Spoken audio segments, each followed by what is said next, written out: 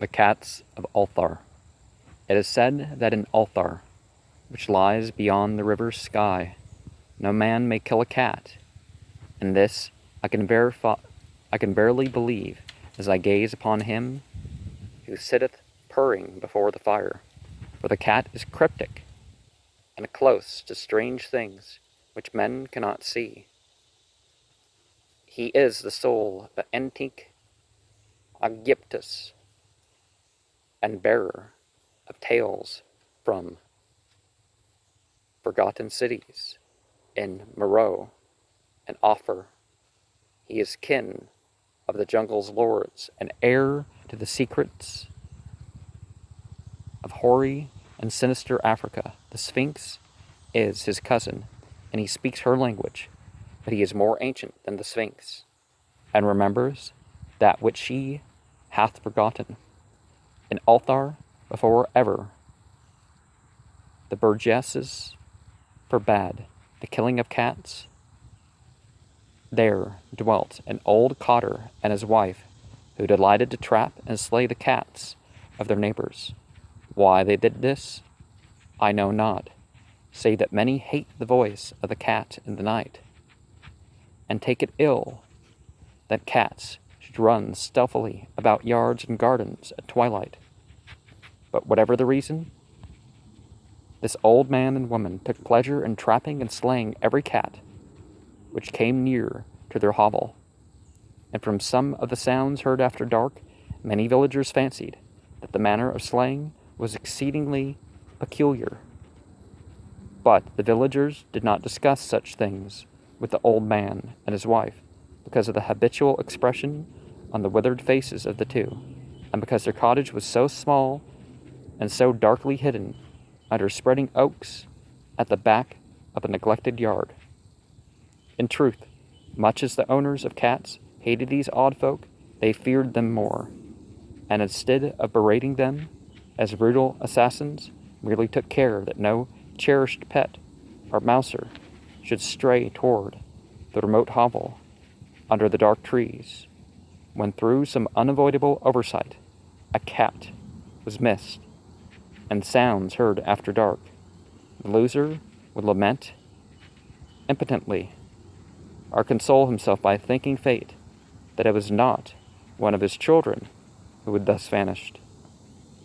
For the people of Ulthar were simple, and knew not whence it is all cats first came.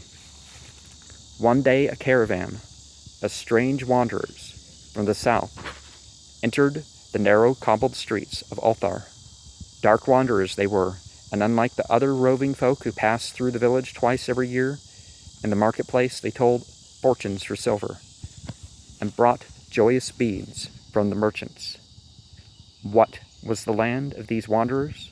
None could tell, but it was seen that they were given to strange prayers, and that they had painted on the sides of their wagons strange figures with human bodies, and the heads of cats, hawks, rams, and lions. And the leader of the caravan wore a headdress with 2 horns, and a curious disc betwixt the horns. Is this a way of talking the tarot?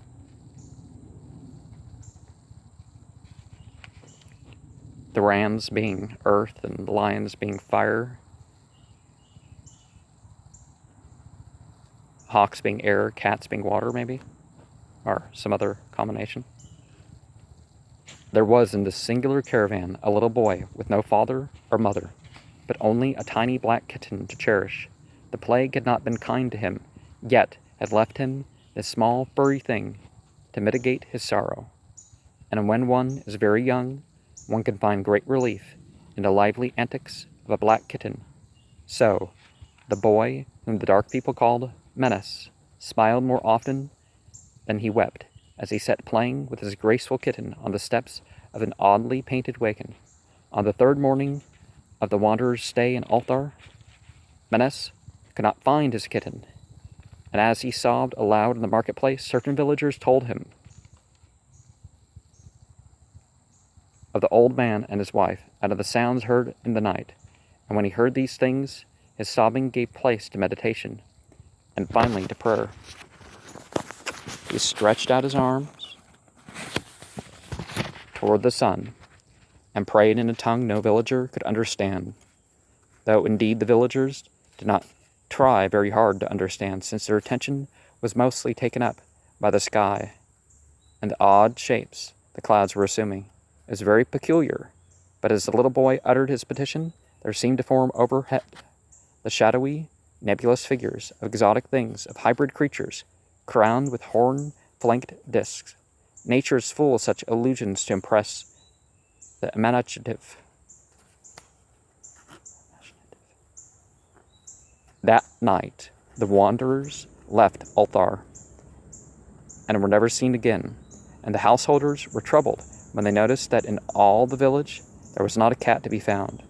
From each hearth, the familiar cat had vanished. Cats large and small, black, gray, striped, yellow, and white. Old Cronan, the burgomaster, swore that the dark folk had taken the cats away in revenge for the killing of Mena's kitten, and cursed the caravan and the little boy.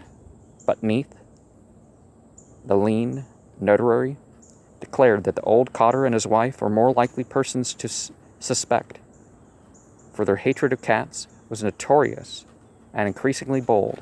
Still, no one durst complain to the sinister couple, even when little Atul, the innkeeper's son, vowed that he had at twilight seen all the cats of Ulthar in that accursed yard under the trees, pacing very slowly and solemnly in a circle around the cottage, two abreast, as if in performance of some unheard-of rite of beasts. The villagers did not know how much to believe from so small a boy, and though they feared that the evil pair had charmed the cats to their death, they preferred not to chide the old cotter till they met him outside his dark and repellent yard. So Ulthar went to sleep in vain anger, and when the people awakened at dawn, behold, every cat was back at his accustomed hearth, large and small, black, gray, striped, yellow, and white. None was missing. Very sleek and fat did the cats appear, and sonorous with purring content. The citizens talked with one another of the affair, and marveled not a little. Old Cronan again insisted that it was the dark folk who had taken them, since cats did not return alive from the cottage of the ancient man and his wife. But all agreed on one thing, that the refusal of all the cats to eat their portions of meat or drink their saucers of milk was exceedingly curious. And for 2 whole days the sleek, lazy cats of Ulthar would touch no food, but only doze by the fire or in the sun. It was fully a week before the villagers noticed that no lights were appearing at dusk in the windows of the cottage under the trees. Then the lean Neath remarked that no one had seen the old man or his wife since the night the cats were away. And another week, the burgomaster decided to overcome his fears and call at the strangely silent dwelling as a matter of duty, though in so doing he was careful to take with him Shang, the blacksmith, and Thul, the cutter of stone, as witness. And when they had broken down the frail door, they found only this: 2 cleanly picked human skeletons on the earthen floor, and a number of singular beetles crawling in the shadowy corners. There was subsequently much talk among the burgesses of Ulthar. Zath, the coroner, disputed at length with Neath.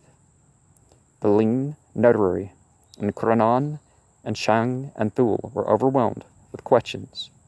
Even little Atul, the innkeeper's son, was closely questioned and given sweetmeat as reward.